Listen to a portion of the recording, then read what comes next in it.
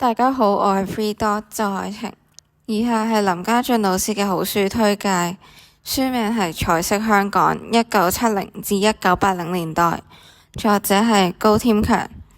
呢本圖輯羅列咗70、80年代嘅香港風景人臉，從欣賞當中可以比對到古今嘅分別。以下就係令林老師印象深刻嘅幾點。第一點就係地鐵車費當初係1蚊，而巴士就3、4毫，只有4卡車廂。第二點就係兒童遊樂場有2層樓高嘅金屬滑梯，而不設扶手。第三點就係鑽石山有大量嘅寮屋，即係鐵皮屋，曾有幾次嘅大火加快咗公共房屋嘅建造。歷史有趣在於對比。古今對比雖大，但係人們嘅生活總有啲相似嘅地方。